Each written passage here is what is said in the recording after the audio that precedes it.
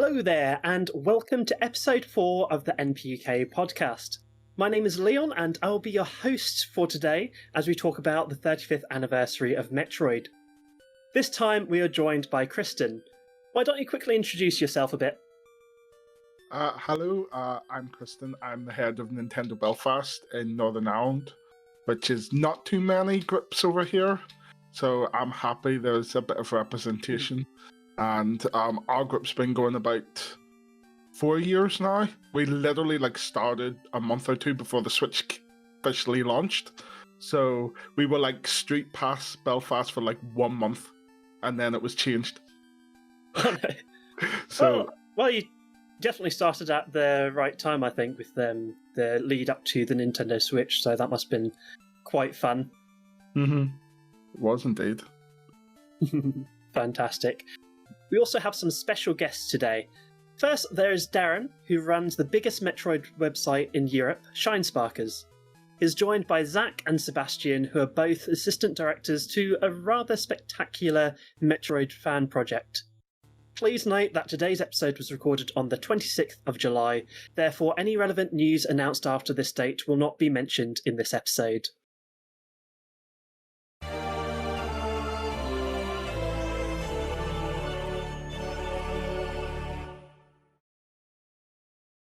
Anyway, without further ado, let's begin today's episode.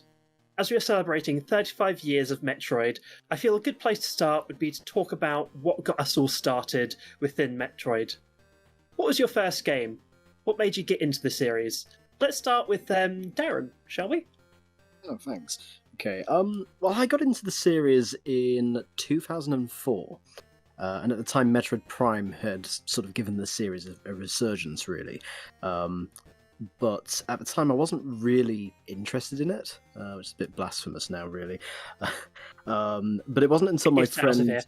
but it wasn't until my friend Jesse, who lives in North America, he convinced me to play his favourite game, which was Metroid Prime, by sending me it in the mail, and there was just no way that I could turn down such a generous offer. So when it arrived, I had to get myself some software so that I could actually play imported games on the GameCube. And then I just played it, and I immediately fell in love with it, and just went on to play other games in the series. But throughout the years, the love just didn't disappear. It stayed continuous. And it's encouraged me to create a website, indulge in managing musical projects, which has been an absolute joy. And to this day, I share the same love and appreciation for Metroid Prime as Jesse did. But on the whole, I'm a fan of pretty much all the games. I also love Samus as a character and how courageous and heroic she is. And despite going through so much pain throughout her life, continues to do what's right. She's strong, powerful, and she's just a perfect role model. But on the flip side of that, Ridley is a ton of fun. I love how ruthless he can be. He's just a fearsome leader, and when I'm having a bit of an evil day, I just think that I'm Ridley, without flying around, of course, and breathing fire. Although I'm working on it. I mean, he basically killed the majority of the characters in the Smash reveals. His Smash reveals, so. Definitely on the more evil side. Yeah, he ate Samus's parents. You can't really get more evil than that, to be honest. True. But one of my favourite aspects of Metroid has to be the music.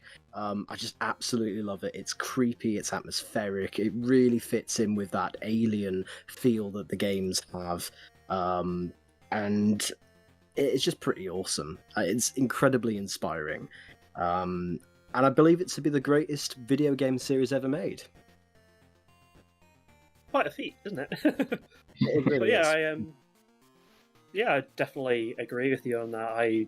I first started with the Metroid Prime trilogy, actually. So it was a good entry point.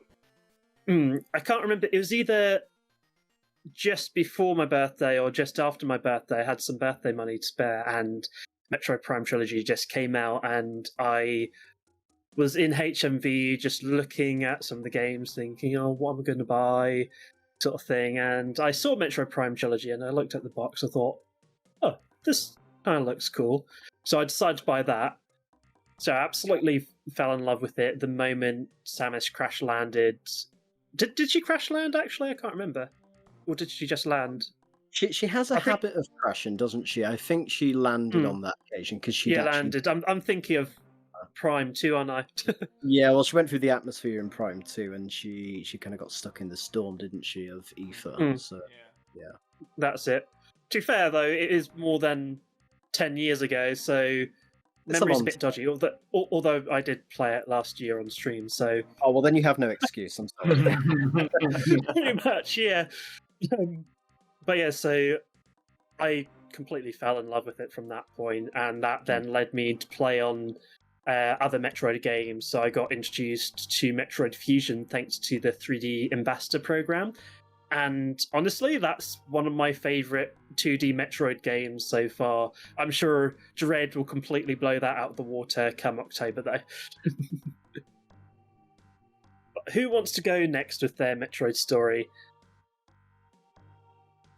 I can do it. Sure thing. So, this was probably back in 2009 or so. Me and my brother had owned a NES, a Super NES, and a Nintendo 64 previously, but kind of stopped playing video games during the GameCube era. And then we picked up a Wii and we played the Marios and the Zeldas.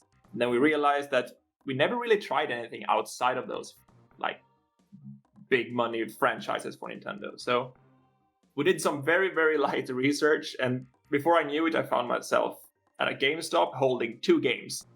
And it was The Conduit and Metroid Prime Trilogy.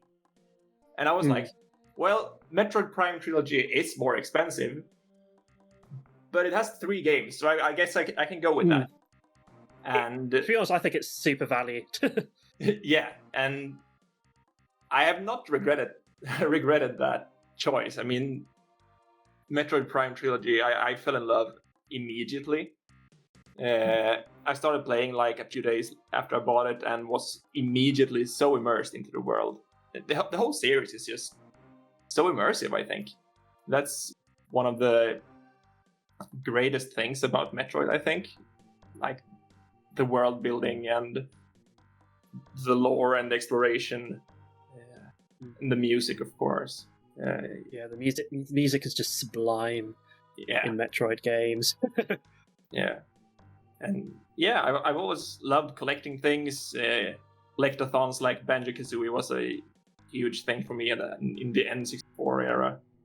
And powering up my character and so on. And Metroid just checked every box for me, so it kind of immediately became the video game franchise that I'm most passionate about. Still it is to this day. Just love how how Leon sort of almost did like a chef kiss as soon as you said Banjo, because it was great. It is my childhood game. I so cried buckets when Banjo was announced for Smash Brothers. It was just it was long overdue. Yeah. Anyway, should we head over to Kristen? What's your experience with the Metroid series? I'm happy I didn't go first, because I was actually wondering, am I going to be the one that doesn't say, "Oh, I started on the NES or the SNES one, and I just grew and grew on that." So I'm thankful I'm not like that. I actually started when Fusion came out for Game Boy Advance.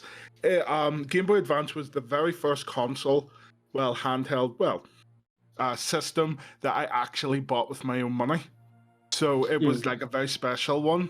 And then I was banned, like always looking at the new ones coming out. And then this title, Metroid Fusion, came along and looked at it and looked quite good. Stuck it in my Game Boy, and it was so good. Like, it was a completely different style of game I've ever played before. And it's funny, like, going back and hearing other people talking about it and saying it's almost a horror game, the way it's set up. So when people say, what's your favorite horror game? I go, Metroid Fusion.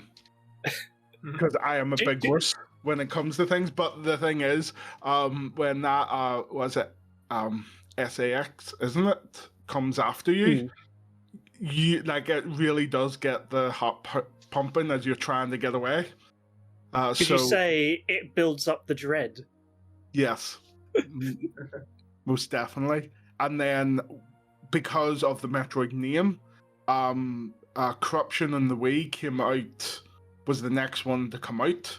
So I jumped on that, and I absolutely loved that game on the Wii.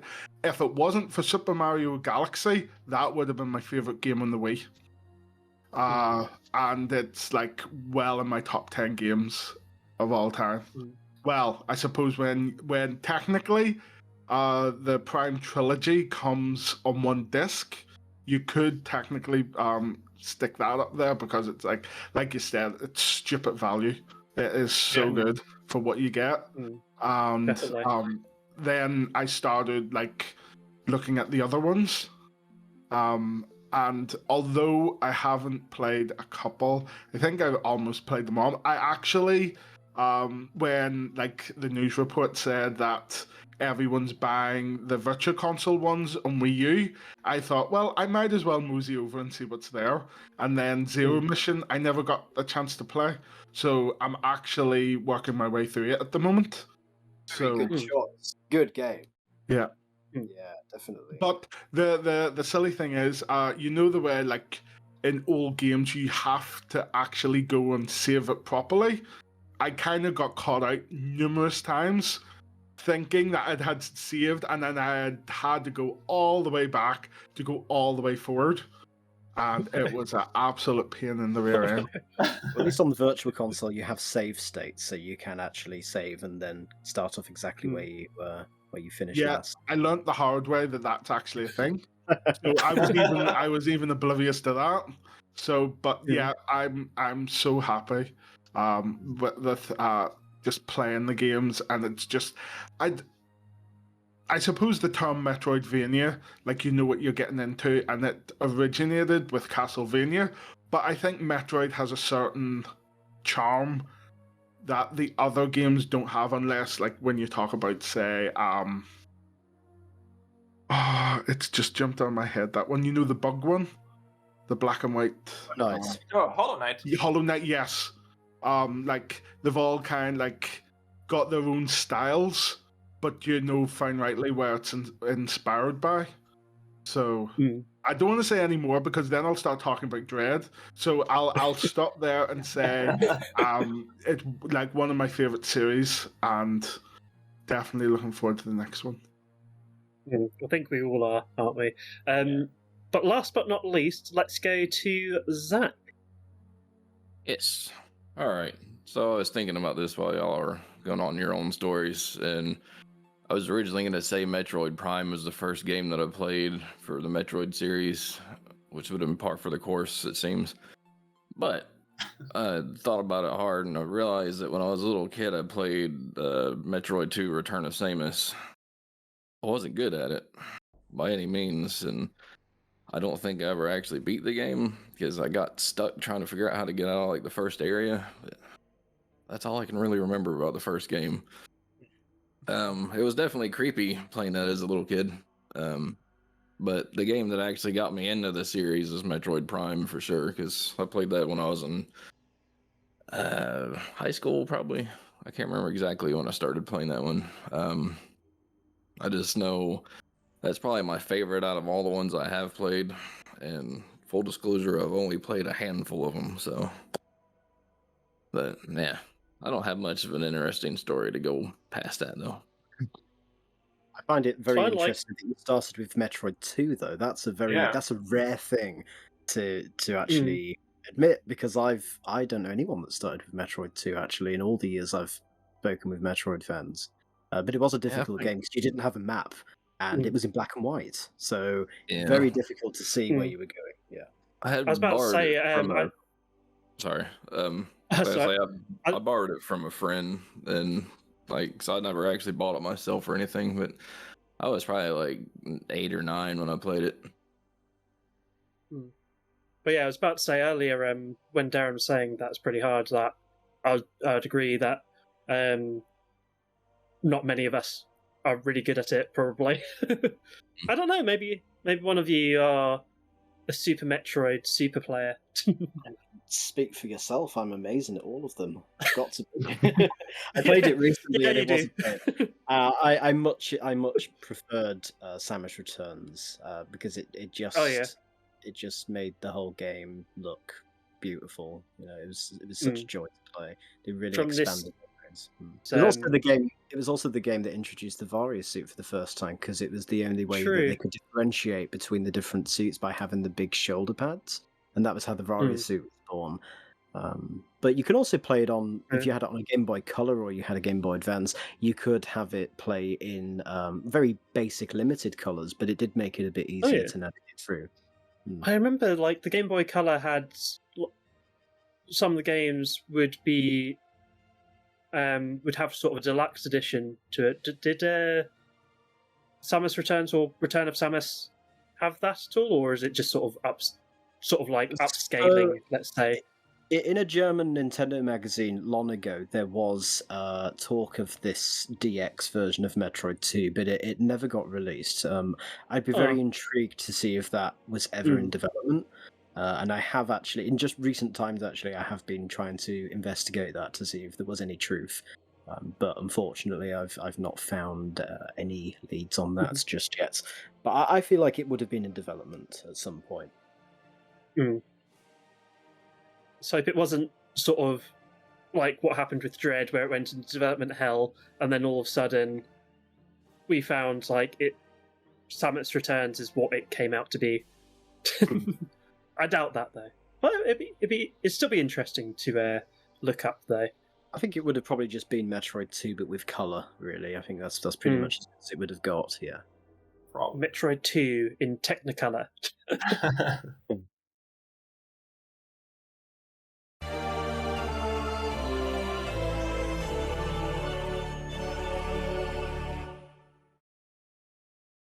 So thinking back to E3, which concluded just under 2 months ago, which, like, it still feels like last week, but apparently it's 2 months ago now, we were treated to an announcement that is kind of just a bit of a big deal in the Metroid community. Metroid Dread, the first traditional Metroid game in nearly 20 years. As a relatively new fan of the series, I am incredibly excited for the release. Not only is it a continuation of the spectacular Metroid Fusion, but it is also the first mainline edition since I first became a fan of the series. It should definitely be interesting to see what this means for the future of Metroid as well, because we've heard that this is going to be the end of a particular story arc within the series. But enough what I think. What do you all think? So let's start with Kristen. Yeah, just before the Nintendo Direct, I watched most of E3, and it was going okay. Like, there was a nice amount of announcements, especially the Mario and Rabbids sequel, which I'm looking forward to as well. And then Nintendo Direct went on, and I think like a lot of people were saying, oh, there's gonna be a new 2D Metroid coming, but then that's been like years people have been saying. So I have stopped listening to rumors completely. And then they talked about Prime 4, and it's like, yeah, all you're gonna say is it's going well, but we don't have anything to show. And true enough, that's what they said. And then they said, but we do have another Metroid game. And then that perked my ears up. And then when Metroid Dread showed and all Samus was doing, I think that was I reacted like the most happiest to that announcement over anything that was said. And it just looks wonderful. Like, I'm so happy that there's like a 2D one coming back. And it kind of does look like a true HD Fusion sequel, which obviously like a lot of us really like, and but yeah, super happy with it. And I wish it was actually a month earlier, or probably now, let's be honest. Like, probably now's good. But the nice thing is then I get to replay or play for the first time the ones that I want to. So I suppose I'll give Nintendo that. They're giving me time to play other ones. Yeah, absolutely. I was also thinking, it was sort of definitely. I was also thinking it was sort of to your advantage that this was the year that you stopped believing or thinking about those rumors, because then it was sort of more of a surprise in a way. Yeah. Do you want to know the point where the rumors? I stopped believing rumors. It was to do with Smash Brothers. It was due to Smash Brothers. Yeah. Remember when Dante was heavily rumored to be the next fighter in the past when it was coming up, and it wasn't him nowhere near? Then it was like, right, I'm literally stopping now because that it's not like I'm a huge Dante fan, but I would have really liked him in the game. And then that was like, no, I built myself up for that and it never happened. So nothing anyone can tell me will excite me until Nintendo tell me. So that's why I was super excited when Metroid Dread was announced and dated. Like it was like, was it a few minutes, like a couple of minutes? They showed it. They showed a glimpse of gameplay, the name, and the date. I was like, well, that's all you need to do. That's it. Nintendo wins. I'm happy. Well, I'll wake me up when October comes, kind of deal. I've got loads of thoughts about it, but I would be here for about 5 hours, so I've got to really keep it concise. 5 hours, that's very specific. Yeah, it's a number of hours that's been talked about a lot recently. I'll get onto that later. But the Metroid Dread announcement, for me, you got to understand, when I became a fan in 2004, this was a game that was talked about quite heavily, that it was going to be coming, and then it turned out that it was cancelled or wasn't going to show. And ever since I've been a Metroid fan, this game has never existed. It comes up in rumors all the time, and you think, this leak is fake because they've mentioned Metroid Dread. If Dread was in there, you knew it was a fake leak. And to actually see the words Metroid Dread on a screen, I mean, you might as well have just revealed Half-Life 3. It was It is the dream game. There is not a game that could possibly exist that I would have wanted anymore. It's the dream game. And the sequel to Metroid Fusion, this is a game that fans have been waiting for almost 2 decades. It is a massive deal. I'm incredibly excited, and there's no words that I could say on this podcast that would emphasize enough how excited I am. I cannot wait to play it, and I know that the Mercury Steam have done a really good job with Samus Returns previously. I'm confident that they will do a fantastic job of Dread, and I'm just really happy. It was sort of like Samus Returns was sort of them warming up to developing a Metroid game, so I'm sort of happy that they did that first before going on to Metroid Dread, because then that sort of just is that proving ground almost, isn't it? It's quite possible that's what it was, but they've done a really good job with Samus Returns, and even back then, we talked about the first traditional game in a long time. I mean, it was the first we say 2D. I use that loosely because it's not quite 2D, but it was the first traditional Metroid game in 13 years at the time. Now, that was a format of game that I never thought we would see again. So Samus Returns was actually the point where I thought, oh my goodness, maybe Dread could be made possible in the future. And the fact that we now have Dread is, for me, it's a miracle. I'm incredibly happy. I love the new suit. I love the Emmy. The Emmy really capture just this terrifying machine that just chases you down. It's so much more threatening than the SAX, in my opinion.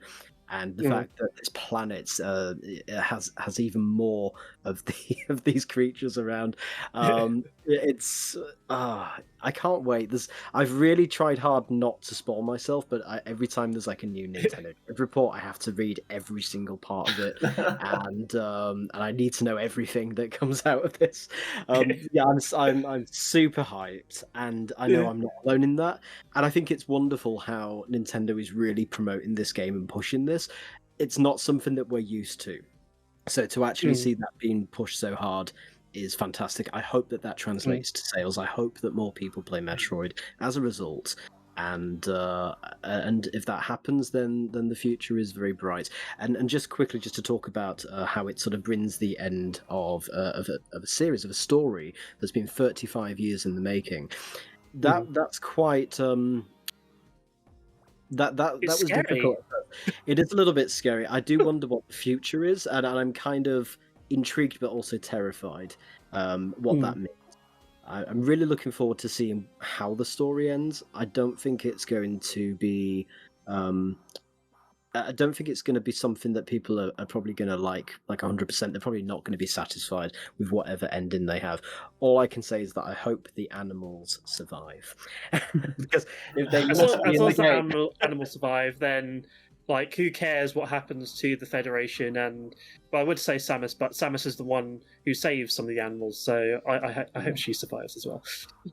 I hope so. I think she will. I don't think Nintendo will kill off one of their main characters, but that would certainly be a talking point. Probably the biggest talking point in Metroid since it was revealed that she was a girl. That was amazing. I wish I grew up in that era. That would have been incredible. Definitely. Anyone else? Yeah, well, obviously I'm super hyped as well. And Leon, you mentioned that Samus Returns was probably like a warm-up for Mercury's team for this game, and what a warm-up that was in that game. Yeah. I mean, such an underappreciated game, I think. I think it's a really, really good game, so I feel the Metroid series is in such good hands. And I've always been more of a 2D gamer, so I've grown up with the Donkey Kong Countries, the Mega Mans, and the Super Mario Worlds, and yeah, this is probably even more up my alley than Metroid Prime 4 will probably be. So yeah, I'm super excited. And like Darren, I want to go into the game as blind as possible after E3 and not read up on too much information, not spoil myself. But it's really difficult. I mean, especially since I wasn't saying much as well because I didn't want to spoil anything.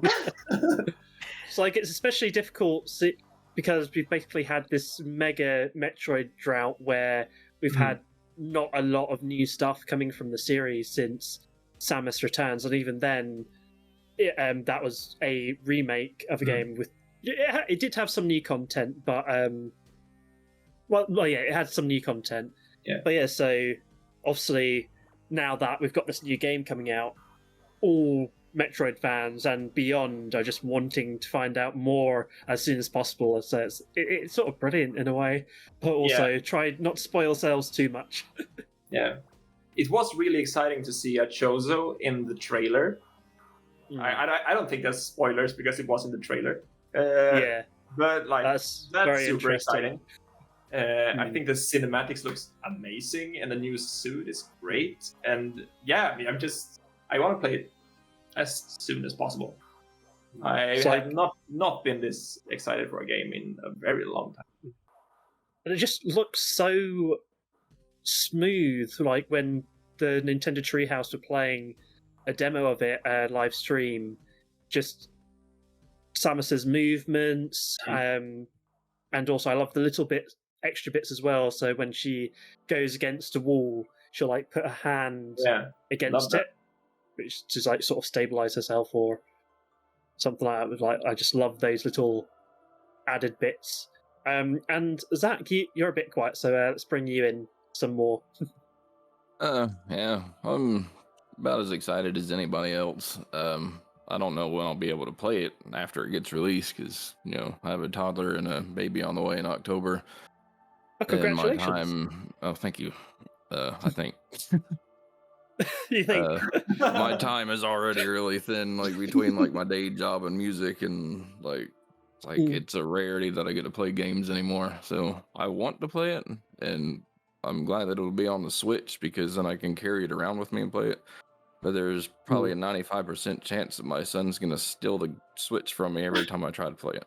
Well, that's why you need to buy the new OLED one and let him use the old one while you have the new shiny version, especially if you need to play it handheld as well, because you'll have a much better screen with speakers. Nintendo haven't endorsed me for this, by the way. I'll just put that out there. Isn't that the Emmy edition? I like to I call it wish Emmy. it was. I wish it was because I definitely would have bought one.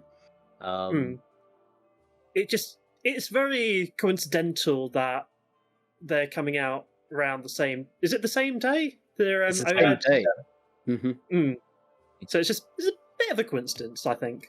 Although I think everything is a coincidence. So all I want to add really is and I didn't mention it, but the Chozo. Seeing a real, living, breathing Chozo for the first time in the series, considering the impact that the Chozo have had in Samus's history, to not have seen one like in the flesh for 35 years, it's a pretty big deal that we now actually get to see one. Whether that is actually a living Chozo or not, and it's not like an X-parasite or something that escapes from planet SR388, I don't know. I can only speculate, but it is pretty exciting. One thing which I think is pretty interesting is on the Nintendo social pages, they've said that at the time which Dread is set, Metroids no longer exist. How much do we believe that? Because we've been duped before. As long as they're not going to clone them again, I think we need to move away from the cloning. But if the Chozo are in there, then they can create Metroids. So maybe that's their plan. Maybe they want to make more of them, and they need something from Samus. Maybe Samus has the DNA of the last Metroid. So that's true. That is true. Maybe they extract it from her, and then with a straw, and then take it. On the one hand, I'm sort of glad that they're gone, but on the other hand, I somehow, like Darren will vouch for me, I find the most bizarre things cute, and I find Metroid super cute in a way, especially the little squawky noises that they make when they're attacking you. Yeah, I've always found it a bit weird that he likes all these cute things that aren't actually cute. Literally every yeah. Literally every hunt we have in Monster Hunter Rise, I'm saying, cute! That's cute! I'm weird like that, I just am.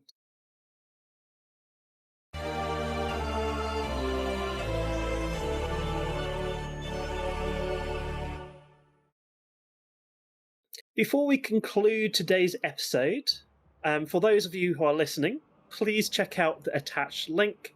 But for those of you who are watching, let's have a little look at the following VT directly. It sort of ruins it that no one else is on webcam, so...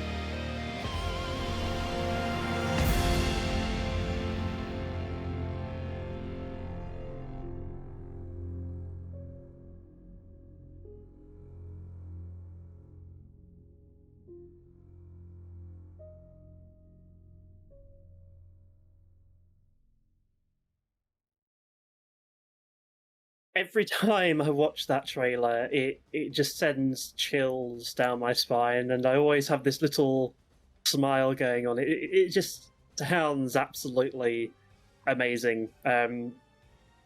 But instead of me talking about it, let's head over to Darren, Zack, and Sebastian, who have all worked on this project together, along with a bunch of other fantastic musicians. So go ahead and tell us a bit about the project, and I believe you also have some samples as well. So who wants to take the mantle for that? Well, I'll introduce it. So one of the things that I do, as I mentioned previously in the podcast, is that I run a Metroid fan website called Shinesparkers, and this is part of our exclusive content, which is a fan arrangement Metroid album, which celebrates 35 years of the series. It's actually also celebrating 10 years of our albums, and this is the 6th, and it's a massive compilation of lots of different music, 65 tracks, that last 5 hours. 5 hours of music. It's a huge album, and it has a huge, diverse amount of styles of music in there. And Zack and Sebastian here have been my assistant directors through this project. I really could not have done this without them. They've been absolutely fantastic, and they've actually contributed to this project as well. Zack actually made the music for that trailer that we just saw there, and he's worked very hard on many things, not just with feedback like Sebastian. He's done so much stuff for the project as well. So yeah, it's been about a year of work, and yeah, it was just a great opportunity with the 35th anniversary and 10 years of albums and everything that's been going on with the pandemic, and people not really having much. Well, few of the musicians didn't have much of anything going on really, so it was nice to get them involved in a project. And yeah, we put this together. One of the other reasons why I wanted to put together a Metroid album in particular, Jesse, who I mentioned earlier in the podcast, who actually introduced me to Metroid, he passed away a few years ago, and I wanted to put something together in his memory, because it was because of him why I became a fan, and I felt that this would have been a really good tribute to his memory. So just on top of making a fantastic album, it almost feels like we're keeping his memory alive by It's really sweet. This album. It was devastating when I found out, because I was checking in with friends, obviously, to see if they were all okay, and I didn't get any response from him. So I contacted his sister, and she told me the news, because people, they lose touch, don't they, over years, and unfortunately that was when I got the news, and I spent most of that night just looking through like old letters and things like that he'd sent me over the years, and then at the same time I had been thinking about putting together an album, and I wasn't really sure what I was going to do, and I thought, well, why don't we do another Metroid album and dedicate it to Jesse? So that's what we did. He'd absolutely love that. I think there was a consequence. I think I've kind of taken this project a bit more seriously than I would have done. I think it's been stressful, because you want to make sure that it's correct, and you want to make sure it's perfect. And obviously nothing can be perfect. And I think Jesse probably would have just looked at this and just been amazed that we were even doing it, and he wouldn't have cared like what it sounded like. It could have just been me, Zack, and Sebastian on kazoos or something. He would have loved it. He would have been grateful that we even put it together. So, but I spoke to his sister, and I spoke to his family, and they gave their blessing for this to go ahead. So that's really nice. Yeah, I really wanted to do that. So, but the hope as well is that, given the time that everybody's been through recently with the pandemic, we can create something that can be a nice distraction from all the problems, and look ahead to a brighter future for the world as well. And I think, absolutely. But I'm very, very proud of what we've created, and it was a massive team effort. It couldn't have been done with just one person. It really couldn't. There is so many people involved in this, and there's just too many to list. But for example, the trailer that you just shared there includes a ton of artwork as well, and there was a huge art team that worked on that. And each of those pieces of artwork that they worked on, we wanted to put them into the whole album artwork and make them a bigger part of it. And the art director Nate Horsfall put that trailer together and actually was the art director as well. So he's got a huge part in that trailer. So I'm sure he'll really appreciate your comments as well. But yeah, overall, it's just a huge amount of work by many talented people, far more talented than me, that's for sure. But yeah, that's a really touching gesture for your friend who got you into the series like that, and I'm sure wherever they are, they will absolutely love it. Yeah, I hope so. But like I said, it couldn't have been done without with the whole team, and Zack and Sebastian have been fantastic. They've been really helpful, giving feedback and stuff. I'm gonna let them talk anyway because I'm talking on their behalf. I'll let them have their say and what they think. They're like, oh, Darren, that slave driver. Oh, what a little. Just a little. When Darren first messaged me about a year ago, maybe a little more than a year ago, I wasn't even aware that I'd be an assistant director. Like, the idea had been presented to me at one point, but initially he was just like, would you like to contribute one track or a few tracks to this album? Are you interested in knowing this? And it pitched the entire idea, and he was basically at that point gauging interest for whether or not anybody would actually want to do it, especially considering it was dead in the middle of the pandemic. And I'd naturally never say no to Darren when he asked me if I want to be on one of his arrangement albums. Even though sometimes I'll say yes, and then 6 months down the line say, never mind. And then 6 months after that, go back into it anyway. But shortly after he had started talking about the album, he asked me if I was interested in being the assistant director, and also if I had any idea of who would be a good other assistant director, which naturally, in my opinion, the best assistant director out of any of the albums that I've come across was Sebastian. So I made a hard push to make him the second assistant director because I'd already worked with him before, directly. And so it was a no-brainer to me to bring Sebastian on board. I'm grateful I did because we got a lot of catching up done in that last year.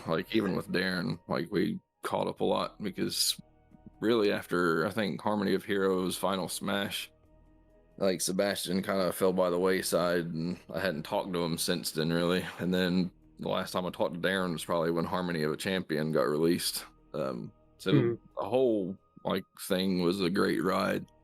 And when we finally listened to the entire album, all 5 hours of it, straight through, it got me all teary-eyed, listening to the final tracks on the album, because I'm man, that was quite the journey. And I'm very much looking forward to other people experiencing the whole thing for the first time.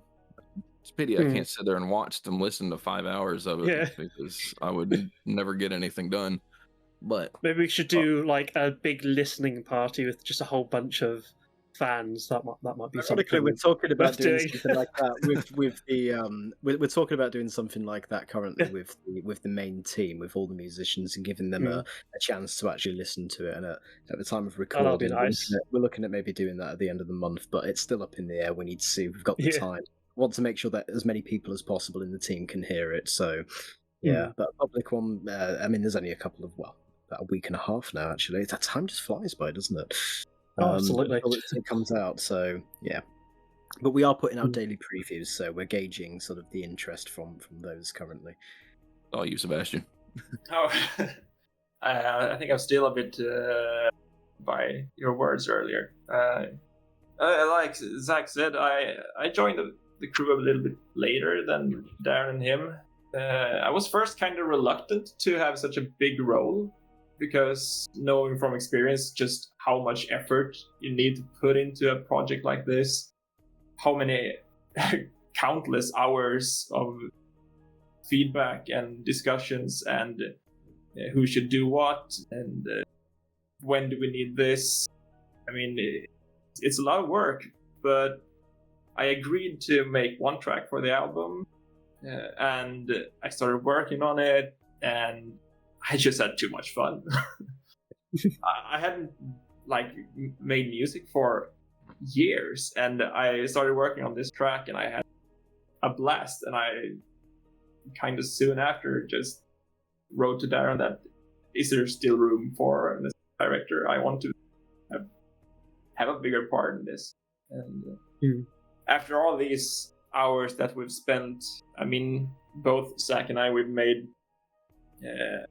quite a few tracks of our own, and even then, all the feedback and the work around everything else, I mean, that's been the huge chunk, basically. And yeah, I think together, our entire team is really special here. And personally, I'm very happy that we made 5 hours of music to coincide with Metroid 5.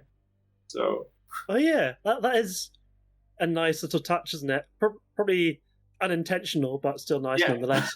Yeah, we were getting close to 5 hours, and it was like, can we try and tie it off to 5 hours? Yeah. Zack, see what you could do. Do it. See what you could do. And it turns out that was the case. So, but another, I just wanted to interject. Sebastian and Zack have been part of previous albums. Sebastian was there right from the very beginning with Harmony of the Hunter, and Zack with previous albums. I can't remember which one you started with now. I think it was 101% Run. Yeah. So a long time, and obviously I know that Zack has a wealth of experience with all kinds of different styles of music. He works on so much music, and Sebastian just one of the nicest people I know. He gets on with everybody, so I knew that he'd be a really good communicator. And if there was any sort of good cop, bad cop situation, I knew that Sebastian would always be the good cop. So I knew that things would definitely get done. And what I like about Sebastian, he's pretty much taken on this sort of mini project within the project where he's brought back High Score. I think you should probably touch on that because a lot of people was involved with that one. Oh yeah. So on Harmony of the Hunter 101%. That on that album we gathered some of my friends together to create I don't know, I think it was 12-minute long medley. It would start from the first NES Metroid game, had one track from that game, and then in the order of release have one track from each game, spanning several genres, and just be a crazy medley. And for this album we wanted to one up that track, and it's actually evolved into a 25-minute long medley with I don't know how many people are involved in it. It's gotten a bit crazy. It's insanity. That's what it is. I can't believe it exists. And it's super great as well. It's a lot of fun to listen through. It's almost like an album within an album that's been created here. And, the original idea always was to create a miniature Harmony of a Hunter album in one track. So, but he took that on with a group of very, very talented, diverse musicians, and it's very special. I hope that people will definitely give that a listen when it comes out. And the other thing I wanted to mention as well was, Zack's made a massive contribution arrangement wise for this project as well. But even though he's been making music and Sebastian's been making music, they've also been collaborating together. And then just out of nowhere, I might have said, I'm gutted that we cannot get this track on the album. No one took it on. And then 2 days later, it's like, oh, Darren, we've been working on this track. And I listened to it and I'm like, I just don't know what to say because I'm just like, well, you could have told me. I've been, it's been, it was really special just getting these tracks together in these collaborations. But I'm very, very impressed with the whole thing, and I think that the people that listen to this, I think they'll enjoy it as well. We've covered a lot of music that we've covered in previous albums, but we've done them in different ways. So if it was like an orchestral track, we might have it in an electronic way this time. There's all kinds of like synthwave and metal and all kinds of things. Got acoustic. It's like from what I've heard from previous albums, they are incredibly diverse. And one thing I love, that's one thing I love about them, because you're grabbing all of these different musicians from different genres, and you're just coming up with this massive fan project, which is celebrating so Metroid, Pokemon, Smash Brothers. Like, it's just absolutely brilliant. Worth a listen to all of them, in my opinion. Oh, thank you. I think something that's worth remembering when listening to these albums is they're not meant to recreate the sound of Metroid. It's more like we're trying to see these tracks in a different light. Yeah, I think these musicians, they're creating that they are paying tribute to the series in the way that they want to do it. Yeah, and they're contributing some incredible music because they love what they're making, and it shows. They're making some very creative, styles of music with Metroid as the source, and it's opening people's eyes to different ways of enjoying the same content, and I think I've never really been afraid of doing music in a different way, because what's the point if you want to listen to the same music? You just listen to the soundtrack, don't you? This is an album that has many different styles, which was what we wanted to do with the first album. We wanted to appeal to many different musical tastes, and I think we've kind of come full circle with that by doing this again. The other good thing about the album is that we've tried really hard to reference sort of aspects of, and sort of goals of previous projects. Like we mentioned High Score, that was returning from 101% run, and that's brilliant. We also have a track that's very much inspired by Smash Brothers, Brinster in particular, that sort of has that sort of Smash Brothers style to it. And then we have a sort of story-driven track, which is like Ridley, and it's lots of different Ridley battles, different ways. And Zack was actually involved in that track as well. And yeah, and that kind of sort of references the narrative-driven Harmony of a Champion, the Pokemon album. So I feel like we've tried really hard to sort of encompass the whole 10 years of albums in this one album, while coming full circle and making Metroid again. And that's kind of where the naming comes from as well. It's returns. We're returning to Metroid. We're bringing back musicians. They're returning to the project. It's a reference to Metroid Samus Returns. It's returning to these different concepts that we've had over the years. And so the name, when I came up with it, it just made so much sense. And the more I thought about it, the more it resonated with the project as it went along as well. So yeah, it's going to be a good album. I'm looking forward to it. We are running out of time just a moment, so before we do go, let's I do have a couple samples to show. Well, I say show. Can you show music, really? You can show music, yeah. Show music, okay. But yeah, we've got a couple samples to show you all.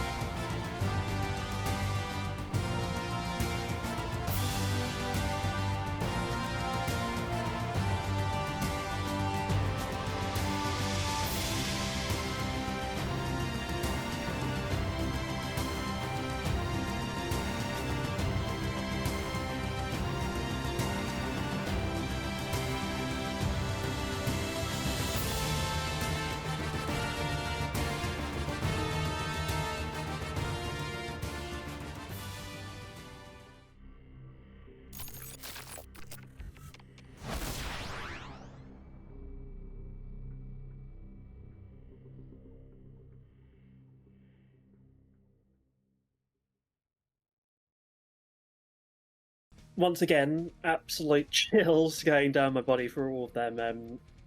I don't know which one I like more, to be fair. I like them both quite the same. Through the Depths, I get a lot of Smash Brothers Brinstar feels to that. I just absolutely love it. That was always my favourite map in the original Smash Brothers. Wasn't it called Norfair before? Or was it always called Brinstar? I can't quite remember. I think it was always called. There was Brinstar, there's Brinstar Depths. The theme has been used quite a bit, hasn't it, across but the original N64. I didn't play much of the original Smash Bros. 64. Sorry, but I think it was Zebus. I think it might have been called. It might have been called Zebus. I think that was it. Yeah. Yeah. Because I know they changed it a bit between the original and Melee. Yeah. But that was the theme that I was talking about. It's sort of inspired by Smash Brothers, which kind of it's paying homage to. Sorry, let me start again. It's paying homage to Harmony of Heroes. And then we've got Echoes and Crimson, which is just so eerie. I love it, and it's reminds me of a lot of that one area in Prime 2 Echoes. I think it's called the Catacombs, or I can't quite remember the name. Roy would be ashamed of me, I know. But originally it was from Super Metroid, which I haven't actually played beyond the first we need to area change yet. that. We've got to I know we need to. As a Metroid we have fan, the tools. We have the tools with Nintendo Switch Online, so we need to do that. I will make this. I'll make this to you now. On an NPUK stream in the future, we will play through Super Metroid together, and you can experience it for the first time. But yeah, that is Lower Brinstar, which is also known as Brinstar Red or Swampy Area or something. I think it's got several names. But Christopher Hunter did that one, and he's worked with us on previous albums as well, and it's such a great track. It's a really important one, and it's done very differently to how it's usually played as well. So again, just showing that diversity of the album and the different styles that we've got. Kristen, did you have any sort of first-hand reactions, because this would be the first time you've heard any of these before? So what are some of your thoughts quickly? It just brings you back to when you were playing those for the first time. But it's always nice to hear a remix when there's heart and passion. It just really lifts out. And then when you go back and hear the original, it's like, well, I prefer the remix just that bit better. Well, that's high praise. Yeah, but definitely listening to Brinstar, I did my best not to hum along with it so people could listen to it properly. But yeah, I've already got your website opened, and I'm hoping to listen to it after this. So, oh, well, thank you very much. I'm glad you enjoyed them. So we would include more samples from the album. However, there's not really any point, seeing as you can download the full album for free right now. Just head on over to harmony.shinesparkers.net for all the details. And unfortunately, that is all the time we have for today's episode. I'd like to thank Kristen, Darren, Zack, and Sebastian for all joining in the discussion today. You've all been fantastic, and I'm sure we are all looking forward to Harmony of a Hunter Returns, which is, I say looking forward to. We've recorded before the release date, but it is available now. You are looking forward to it, but by the time this comes out, you will have been listening to it. Yes, yeah. Pretty much. I'm looking forward to listening to it now. Sorry. But yes, that is all the time we have for today. If you'd like to find out more about your local independent Nintendo community, then do head on over to NintendoPlayersUK. Other than that, thank you very much for listening or watching, and we shall see you in the next episode of our podcast. See you next mission. NPUK would also like to thank Zack Parrish, Akmagon, Anthony Morgan, Vincent Rubinetti, Christopher Hunter, Thenican, and Sebastian Martison for letting us use their music during the podcast.